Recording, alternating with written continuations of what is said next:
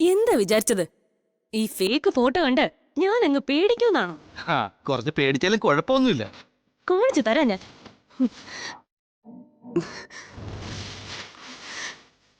Hello, ഒരു minute.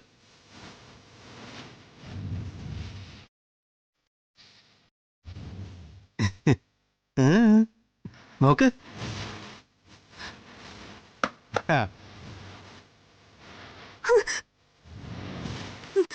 Hello, ഒന്ന് നിൽക്കേ.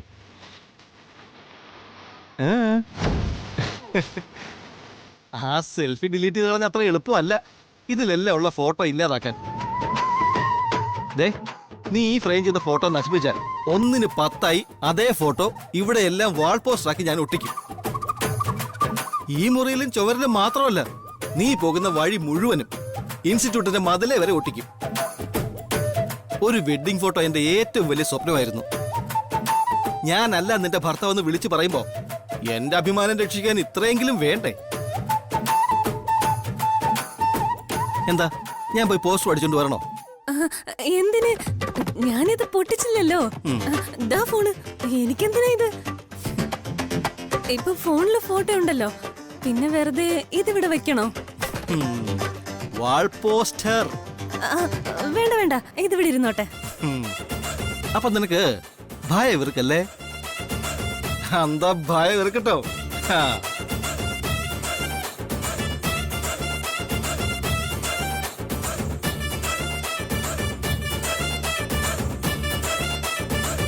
ഫോട്ടോ വെച്ച് നീ എനിക്കിട്ട് പണി തരുമല്ലേ?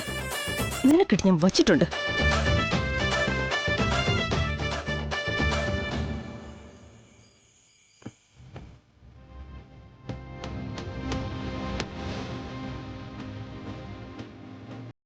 ഇന്ന് തന്നെ പോണമെന്ന് ഞാൻ പറയുന്നില്ല. ഇവിടെ ബന്ധുക്കാരുടെ തിരക്കുണ്ടെങ്കിലും നിങ്ങൾ രണ്ടുപേരും നിൽക്കുമെങ്കിൽ ഇവിടുത്തെ ഏറ്റവും നല്ല മുറി തന്നെ വിട്ടുതരാൻ ഞാൻ തയ്യാറാണ്. അല്ലേ മോളെ? അതെ അതെ, അഞ്ജലി ചേച്ചിയും പ്രസാദേട്ടനും നിൽക്ക്. രാത്രി ഒരുപാടായില്ലേ? അതൊന്നും വേണ്ട സർ, എല്ലാം ഭംഗിയായി മംഗളമായി നടന്നല്ലോ, അത് മതി. നിങ്ങൾ വന്നതുകൊണ്ടും അങ്ങനെയൊക്കെ സംസാരിച്ചതുകൊണ്ടും പോകുന്നു നാടകം കളിച്ചതുകൊണ്ടും മാത്രം കാര്യങ്ങൾ ഇത്ര ഭംഗിയായത്. അതെ അതെ, അഭിലാഷിന്റെ അച്ഛൻ ഈ ലോകത്ത് ആര് പറഞ്ഞാലും കേൾക്കാത്തൊരു പുലിയാ. അഞ്ജലിയും പ്രസാദും കൂടെ അദ്ദേഹത്തെ ഒരു പൂച്ചക്കുട്ടിയാക്കിയതാ അതിശയം. അബിക്ക് ഒത്തിരി സന്തോഷായി. അതിനേക്കാൾ സമാധാനമായി എന്ന് വേണം പറയാൻ.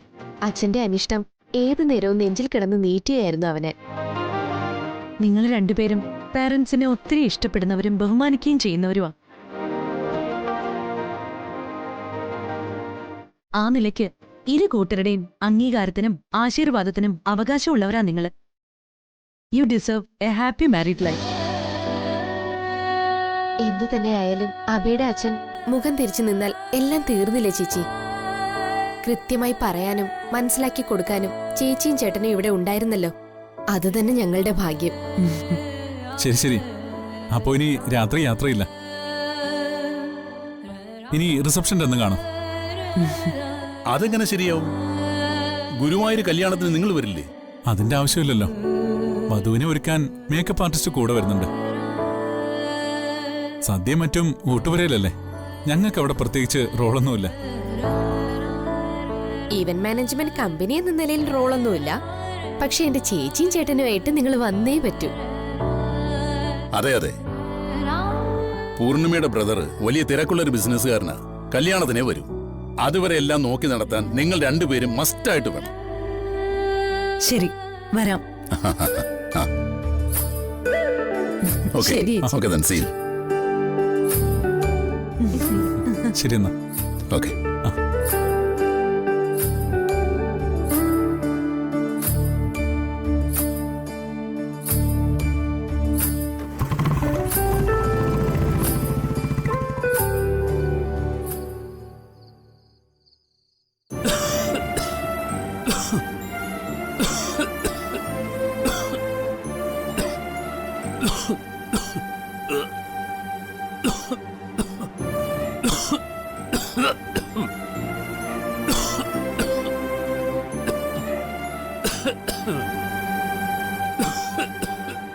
എന്താ എന്തു പറ്റി? നിങ്ങൾ ഉറങ്ങിയില്ലേ? ഞാൻ അറിയാതെ മയങ്ങിപ്പോയി. നീ ആ ഗുളിയങ്ങെടുത്തേ.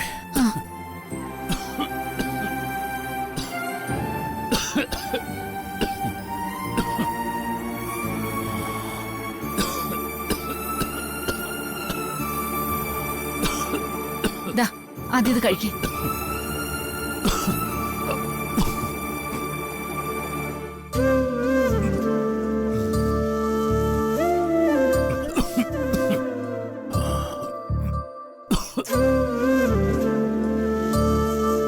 ഇപ്പൊ കുറവ് തോന്നുന്നുണ്ടോ? ഗുളിക കഴിച്ചില്ലേ, ഇനി ഇത്തിരി ആശ്വാസം കിട്ടും. എന്തുമാത്രം ഗുളിക കഴിച്ചു? അപ്പോഴുള്ള വയ്യായ്മയ്ക്ക് ഒരാക്കം കിട്ടുമെന്നല്ലാതെ കാര്യമായ മാറ്റമൊന്നുമില്ലല്ലോ. എന്തിനാ ചിരിക്കണേ? എന്റെ ഭാര്യയെ ഞാനത്ര ചെറുപ്പമൊന്നുമല്ല മുറിച്ചിട്ട മുറി കൂടാൻ. ഇനിയിപ്പോ രോഗങ്ങൾ പിടിമുറക്കി തുടങ്ങുന്ന കാലമായി. പിന്നെ ചന്ദ്രേട്ടന് അത്ര വലിയ പ്രായമൊന്നും ആയിട്ടില്ല. നല്ലൊരു ആശുപത്രി കൊണ്ടുപോയി കാണിച്ച മാറാവുന്ന വയ്യായികയേ ഉള്ളൂ. നിന്നോട് പറഞ്ഞിട്ട് കാര്യമില്ല, പച്ചിലയും പഴുക്കും. കാതലിലും ചിതല് കയറും. അതൊരു പ്രകൃതി നിയമമാ. കേൾക്കണ്ട എനിക്ക്. മനസ്സിന് പ്രായം ബാധിച്ചതുപോലുള്ള ഈ സംസാരം. ഞാനൊന്ന് തീരുമാനിച്ചു. എന്ത് വന്നാലും നല്ലൊരു ആശുപത്രി പോയി ചികിത്സിക്കണം. 1-2 അല്ലല്ലോ, 3 ആൺമക്കളില്ലേ ചന്ദ്രേട്ടന്? അവരെ വെറുതെ ബുദ്ധിമുട്ടിക്കണോ? നല്ലോണം ബുദ്ധിമുട്ടിയും കഷ്ടപ്പെട്ടും തന്നെയാ നമ്മൾ മക്കളെ വളർത്തിയത്. ആ നന്ദി തിരിച്ചു കാണിക്കേണ്ട സമയമായി എന്ന് കരുതിയാ മതി.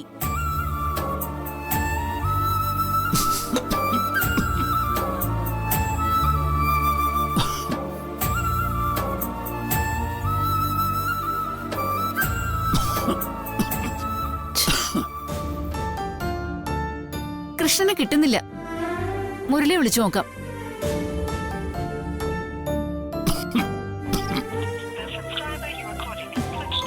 നമ്പർ സ്വിച്ച് ഓഫ് ആണല്ലോ. അവനെയും കിട്ടുന്നില്ലല്ലോ. ഏയ്, ഇല്ലെങ്കിൽ വേണ്ട, എനിക്ക് കുറഞ്ഞു. ആ, നല്ലോണം കുറഞ്ഞിട്ടുണ്ട്. ഒരു കാര്യം ഞാൻ തീരുമാനിച്ചു. നാളെ തന്നെ നമുക്ക് മക്കളുടെ അടുത്തേക്ക് പോണം. വിളിക്കാനും പറയാനും ഒന്നും നിക്കണ്ട. നേരിട്ട് ചെന്നാലേ കാര്യം നടക്കൂ. ഇപ്പൊ കിടക്കാൻ നോക്ക്.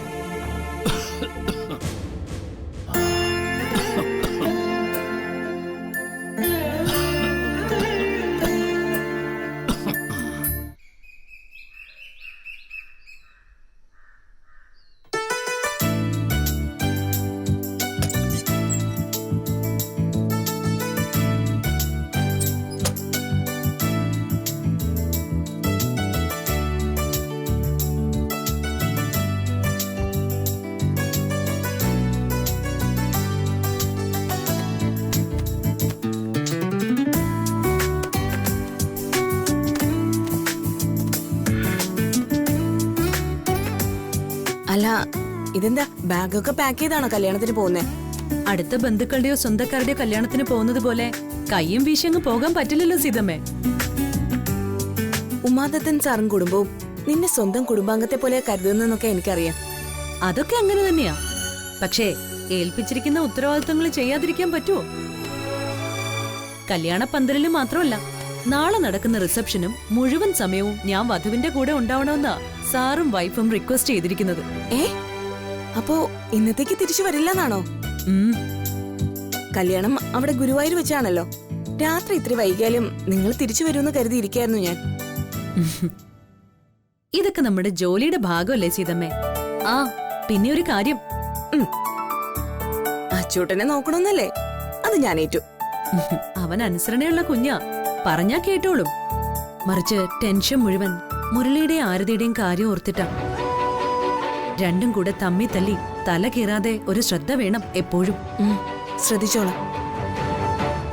എന്തൊരു കഷ്ടമാണെന്ന് നോക്കേ. ഇഷ്ടപ്പെട്ട് മനസ്സിലാക്കിയും ജീവിക്കാൻ ഈശ്വരൻ ഈ ഭൂമിയിൽ കൊടുക്കുന്ന ഒരേ ഒരു അവസരമോ രണ്ടാളും കൂടെ ഈ പാഴാക്കി കളയുന്നത്.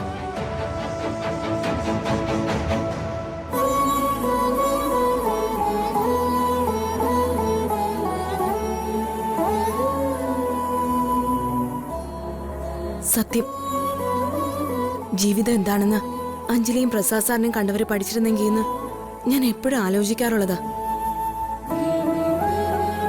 കണ്ടുമുട്ടി ഒരുമിച്ച് ജീവിക്കാൻ തീരുമാനിച്ചതിന് ശേഷം ജീവിതത്തിലായാലും ബിസിനസ്സിലായാലും രണ്ടാളും ഒരുമിച്ച് ഒരേ മനസ്സോടെയല്ലേ നീങ്ങുന്നത്. ഉത്തമ ദാമ്പത്യം എന്ന് പറഞ്ഞാ ഇതാണ്. ഓരോരുത്തർക്ക് ഓരോരോ തലവരയല്ലേ.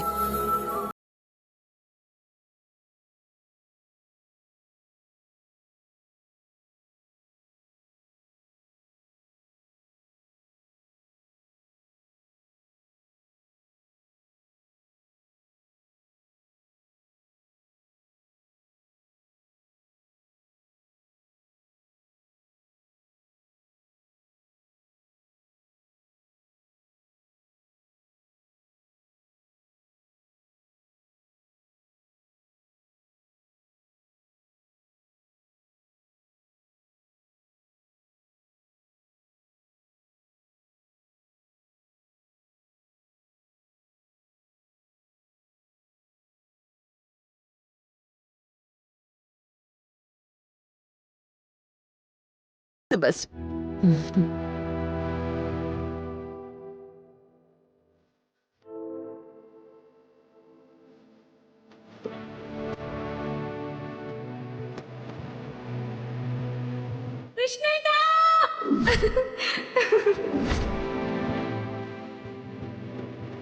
വിവാഹം കഴിഞ്ഞ് ഒരുമിച്ച് ഗുരുവായൂരപ്പനെ കാണാൻ പോകണമെങ്കിൽ ഞാൻ രാധയ്ക്കൊപ്പം മാത്രമേ പോകൂ. അഞ്ജലിയോടൊപ്പം പോകാൻ പാടില്ല. അത് ഞാൻ എൻ്റെ രാധയോട് ചെയ്യുന്ന ദ്രോഹമാണ്.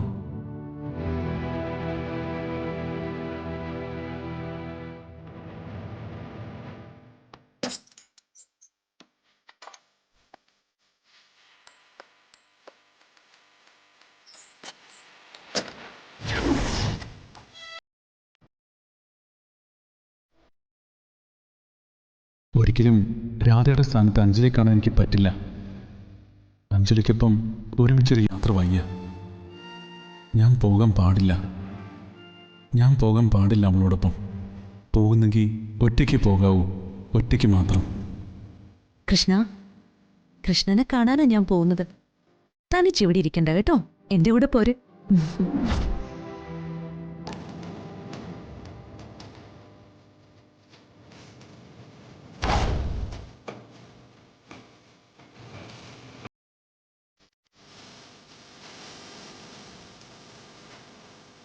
അഞ്ജലി,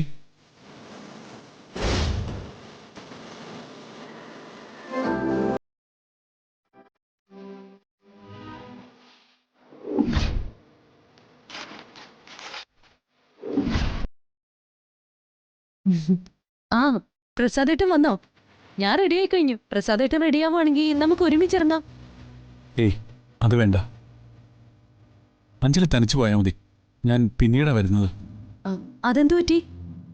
നമ്മൾ ഒരിടത്തേക്ക് തന്നെയല്ലേ പോകുന്നത്, പിന്നെ ഒരുമിച്ച് പോയാൽ എന്താ കുഴപ്പം? വേണ്ട, അത് ശരിയാവില്ല. എനിക്ക് ഇവിടെ കുറച്ച് അത്യാവശ്യങ്ങളുണ്ട്. മുഹൂർത്തമാകുമ്പോഴേക്കും ഞാനങ്ങ് എത്തിക്കോളാം. അതേ നടക്കൂ. കല്യാണത്തിന് പോകണം പറഞ്ഞ വളരെ മുന്നേ തന്നെ തിരക്കുകൾ ഒതുക്കിയതാണല്ലോ പ്രസാദേട്ടൻ. ഇപ്പൊ പിന്നെ എന്തിനാ ഇങ്ങനെ ഒരു കള്ളം പറയുന്നത്? എന്താ? ഒന്നുമില്ല, ഞാൻ റെഡിയാണ്. ശരി, എന്നാ പൊയ്ക്കോ. ഞാൻ വേണമെങ്കിൽ ജംഗ്ഷനിൽ കൊണ്ടുവിടാം. വേണ്ട.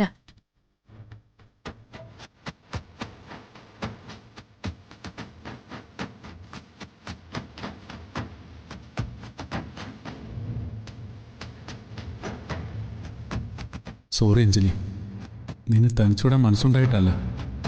എൻ്റെ ജീവിതം ഞാൻ രാധയ്ക്ക് കൊടുത്തുപോയി, അതുകൊണ്ടാ.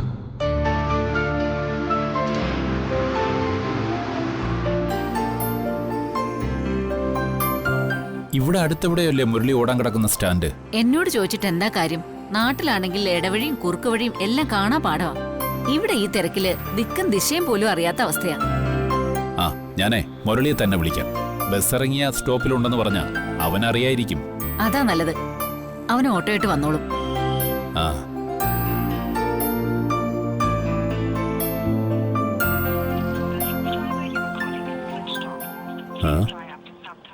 കിട്ടുന്നില്ലല്ലോ.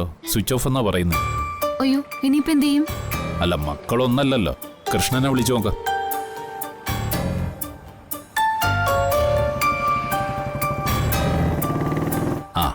ബെല്ലടിക്കുന്നുണ്ട്.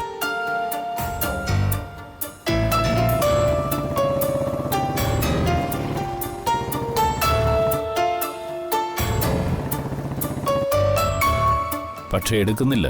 അവൻ എപ്പോഴും തിരക്കില്ലല്ലേ? ഹരിയെ വിളിച്ചു നോക്ക്.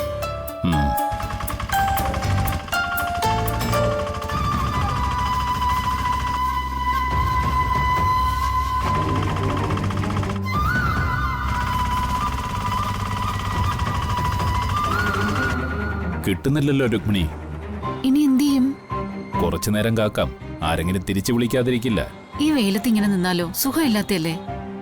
ആ, എന്നാ നമുക്ക് അങ്ങോട്ട് നടക്കാം. വാ.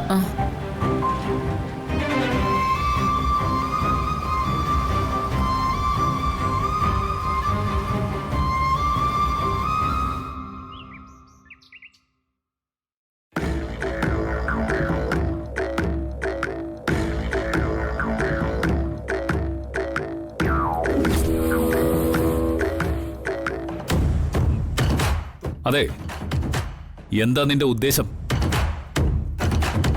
മരിച്ച് തലയ്ക്ക് മീതെ പറന്നു പോയെങ്കിലും എന്നോടുള്ള നിന്റെ പക തീർന്നിട്ടില്ല എന്നൊരു തോന്നൽ നിന്റെ അതേ രൂപം സ്വന്തം അനുജത്തി രാധയ്ക്ക് നീ കൊടുത്തു. കോടതിയിൽ ഒരു സന്ദർഭം ഉണ്ടാക്കി അവളെ എന്റെ കൺമുന്നിൽ കൊണ്ടുവന്ന് നിർത്തി മോഹിപ്പിച്ചു.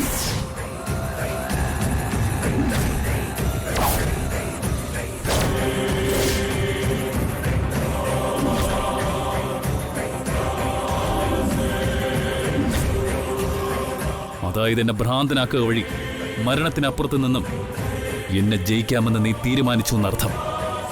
എന്നാലേ സമ്മതിക്കില്ല ഞാനത്. തോറ്റ ചരിത്രം ഈ മേഘനാഥനില്ല.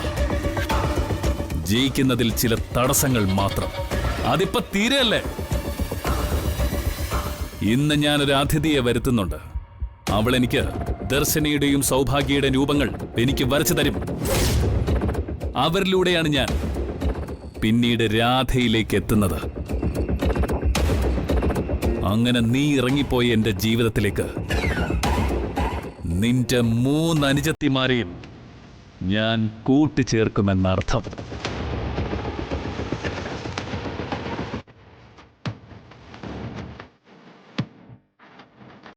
ആ, തന്നോട് പറഞ്ഞ കാര്യങ്ങളൊക്കെ ചെയ്തോ? എല്ലാം ശരിയാക്കിയിട്ടുണ്ട്. ആ കൊച്ചിന്റെ പടം വരയ്ക്കാൻ വേണ്ട കോപ്പ് എല്ലാം റെഡിയാക്കിയിട്ടുണ്ട്. എന്താ? അല്ല, സ്റ്റാൻഡും ക്യാൻവാസും പേപ്പറും റബ്ബറും പെൻസിലും ഒക്കെ റെഡിയാക്കിയിട്ടുണ്ടെന്നാ പറഞ്ഞത്. ശരി, ഹരിക്ക് ഫോൺ ചെയ്യാം. അവൻ വരേണ്ട സമയമായല്ലോ. ഞാൻ വിളിച്ചു നോക്കിയായിരുന്നു. ഡ്രൈവിങ്ങിലോ മറ്റോ ആയിരിക്കും. ഫോൺ എടുത്തില്ല ഇതുവരെ. അല്ല സാർ, ഒരു കാര്യം ചോദിച്ചോട്ടെ? എന്താ? അത് പിന്നെ ഈ ദർശനയുടെ സൗഭാഗ്യയുടെ ചിത്രങ്ങളല്ലേ ഈ ആര്യപ്പെണ്ണിനെ കൊണ്ട് വരപ്പിക്കാൻ പോണം. അതെ, അവൾ വരച്ചിരുന്ന ചിത്രങ്ങൾ പഴയ കുട്ടികളുടെ ഇപ്പോഴത്തെ രൂപം തന്നെ ആയിരിക്കുമെന്ന് എന്താ ഒരു ഉറപ്പുള്ളത്? അല്ല, ആരുടെയെങ്കിലും പടം വരച്ച് തന്നിട്ട് അത് ദർശനയുടെ സൗഭാഗ്യമാണെന്ന് പറഞ്ഞാൽ കാര്യം കഴിഞ്ഞില്ലെന്നാണ് ഞാൻ ചോദിച്ചത്. സൂപ്പർ. അപ്പോ ഞാൻ എന്താ ഒരു വിഡ്ഢിയാണെന്നാണ് താൻ കരുതുന്നത്? ആ പയ്യൻ ഹരി പറഞ്ഞത് വെച്ച് നോക്കുമ്പോ ആര്യ ടാലന്റഡാ. അനായാസേന അവൾക്ക് ഈ ജോലി ചെയ്യാൻ കഴിയും. എന്നാൽ ഏതെങ്കിലും വിധേന ആരുടെയെങ്കിലും പടം വരച്ച് തന്ന് ഇവിടെ നിന്ന് അവൾക്ക് തിരിച്ചു പോവാൻ കഴിയുമെന്ന് താൻ വിചാരിക്കുന്നുണ്ടോ? ഇല്ല. യഥാർത്ഥ ദർശനയെയും സൗഭാഗ്യയും അവൾ വരച്ചതെന്ന് ഉറപ്പ് വരുത്തിയിട്ടേ ആര്യയും ഹരിയെയും ഞാനിവിടുന്ന് മടക്കി അയക്കും. അതല്ലെങ്കിൽ നാഥൻ സാറിന്റെ നല്ല മുഖം ഞാനങ്ങ് മാറ്റും. മേഘനാഥൻ എന്ന സിംഹം ഇരയെ കടിച്ചു കീറുന്നത് എങ്ങനെയാണെന്ന് തനിക്ക് കാണാം. പിന്നെ ഒരു കാര്യം കൂടി താൻ ചെയ്യണം. സുഭദ്രയുടെ ഈ ചിത്രം ഇവിടുന്ന് മാറ്റണം. അതെന്തിനാ? ചോദ്യങ്ങളൊന്നും വേണ്ട, പറയുന്നത് അനുസരിച്ചാ മതി. ഓ ശരി. അകത്തെ മുറിയിൽ കൊണ്ടുപോയി പട്ടിട്ട് മൂടി വെക്ക. എന്നിട്ട് ഇവിടെ തന്നെ വരയ്ക്കാനുള്ള സാധനങ്ങളെല്ലാം അറേഞ്ച് ചെയ്യും. ബാക്കിയൊക്കെ അവര് വന്നിട്ട്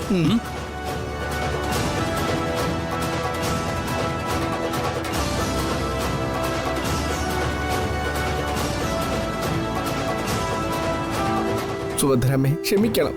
എന്നോട് ദേഷ്യപ്പെട്ട് പേടിപ്പിക്കാൻ വരരുത്. ഞാൻ ഒരു ഉപകരണം മാത്രമാണ് ഉപയോഗിക്കുന്നത്. മേഘനാഥന് പറഞ്ഞ പോലെ ചെയ്തില്ലെങ്കിൽ എൻ്റെ തല പോവും.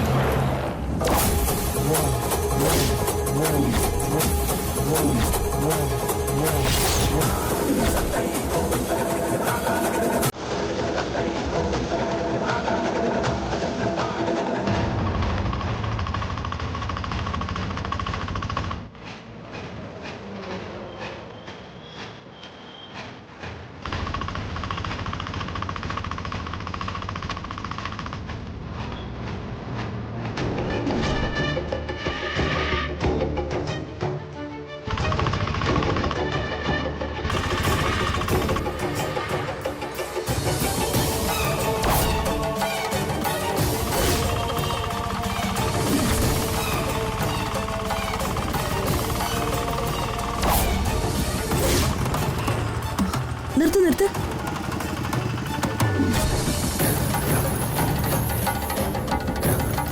അമ്മാവാ